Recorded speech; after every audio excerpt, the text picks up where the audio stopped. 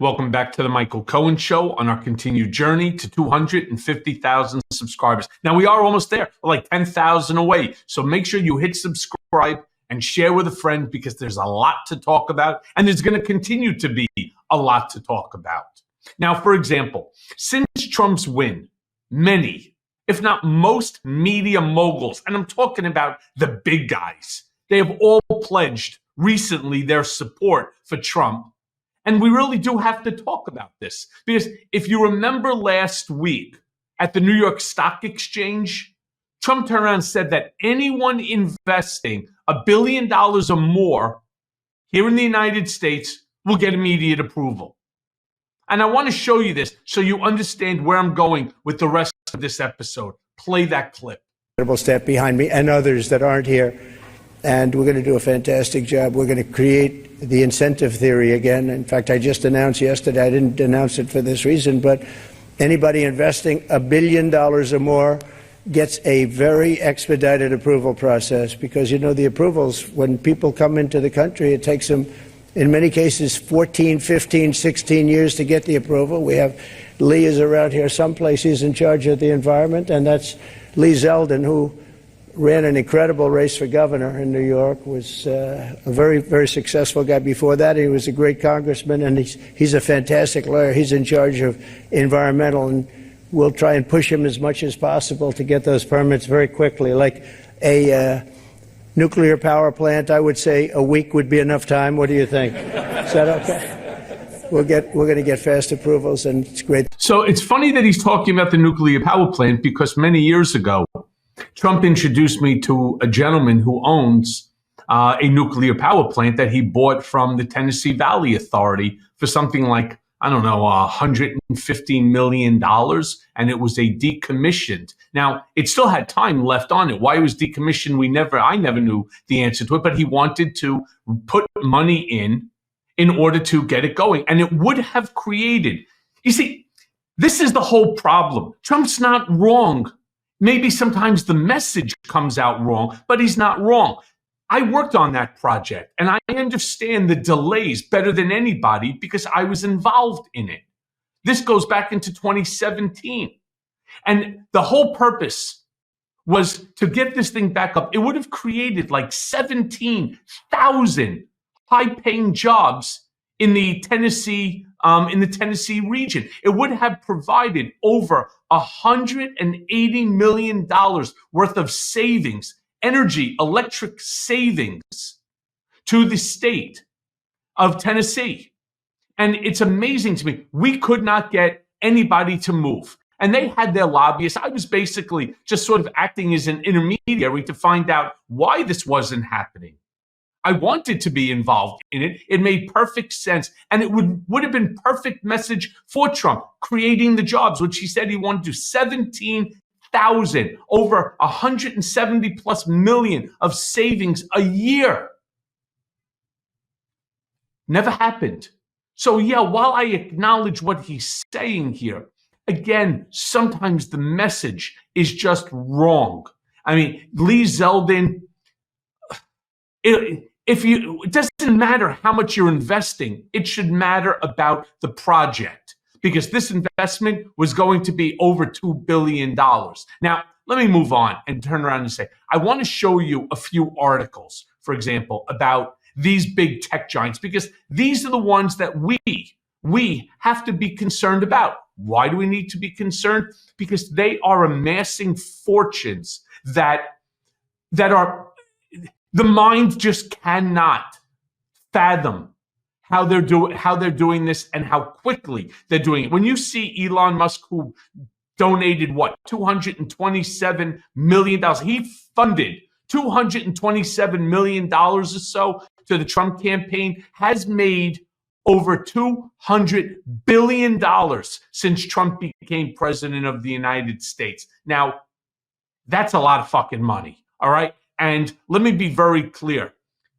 There are many people that look to Elon Musk, like the Zuckerbergs and so on, that want to see the same economic growth. Why? I don't know. If you have $1 billion, you can spend it in a lifetime. Now, how about over $450 billion? How about over 200 billion? The numbers start racking up that they're almost, it's incomprehensible. So I want to show you this article about these big tech giants, and I want to show you some headlines. Like, for example, here's one from the Wall Street Journal. Tech moguls court Trump with Mar-a-Lago meetings and $1 million donations. Leaders of Amazon, Google, and Meta are reaching out to the incoming president, who had blasted them in public remarks, lining up in an apparent attempt to gain favor. All right. Now, I want to show you, here's one from Axios. CEOs court Trump at Mar-a-Lago. All right. But let's not stop there. I want to read from you from an article from the New York Times, who goes and says that in a display of fealty, tech industry curries favor with Trump. It was a week of frenzied activity as Silicon Valley billionaires and their companies brandished checks and compliments for the president-elect. The $1 million donations came gradually and then all at once. Meta, Amazon, OpenAI, Sam Altman, each of these Silicon Valley companies or their leaders promised to support President-elect Donald J. Trump's inaugural committee with seven-figure checks over the past week, often accompanied by a pilgrimage to Mar-a-Lago to bend the knee. The procession of tech leaders who traveled to hobnob with Mr. Trump face-to-face included Sundar Pichai, Google's chief executive, and Sergey Brin, a Google founder, who together dined with Mr. Trump on Thursday. Tim Cook, Apple's chief executive, shared a meal with Mr. Trump on Friday. And Jeff Bezos, the founder of Amazon, plans to meet with Mr. Trump in the next few days. Going on, other tech leaders have also praised Mr. Trump. You got Mark Benioff, the chief executive of Salesforce, and, get a load of this, the owner of Time Magazine, who posted on X on Thursday that it was, and I quote, a time of great promise for our nation after Time awarded Mr. Trump its coveted Person of the Year designation. Going on, Mark Andreessen, an influential Silicon Valley venture capitalist who endorsed Mr. Trump during the campaign, at least he did it early on, said in a podcast interview this week that he had spent about half of his time since Election Day working on the presidential transition. He framed Mr. Trump's win as a cultural moment for a techno-optimist ideology. And here's the quote. "It's morning in America, so I'm very happy," Mr. Andreessen said. People are finally poking their heads out of the frozen tundra of the culture and realizing that it's actually okay to build things, hire on merit, celebrate success, and fundamentally be proud of the country and be patriotic. I mean, this is the whole problem here. They're not thinking about you or me. You could be patriotic without watching these billionaires become decabillionaires and then soon to be our first trillionaire. I mean, imagine that. This is all about themselves. It's all about and listen, let me be very clear. I'm a capitalist, and I suspect you probably are too. I'm a capitalist in nature. It's what I love most about the United States of America. You can do anything. You could beat anyone. You could succeed by working hard, being innovative, and so on.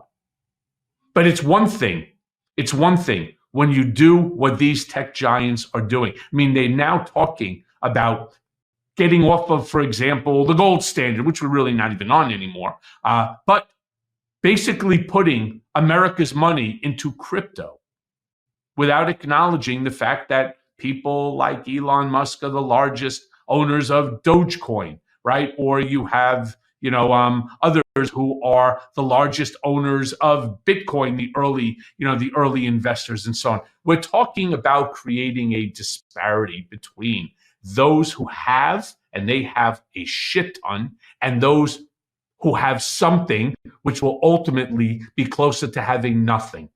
To those who have nothing. This has to stop. This is not sustainable in this country or any. It's going to be very similar to what was going on in Russia with the oligarchs. They have everything and everybody else just sort of putters around trying to find the scraps of Longshank within which to eke out an existence doesn't really work well in America. And I hope to God that it doesn't end up being this way. And I really hope that some of the things that are coming out of mouths of these tech giants do not become the reality, because it will only make it more and more difficult for the 99.9999995% of this country. And as always, thanks for listening. Hey everyone. First of all, thanks for watching. I mean, we're going to be posting daily episodes with reactions and talking about politics. We'll be talking about everything, in fact. So please like and subscribe. Join us on this journey.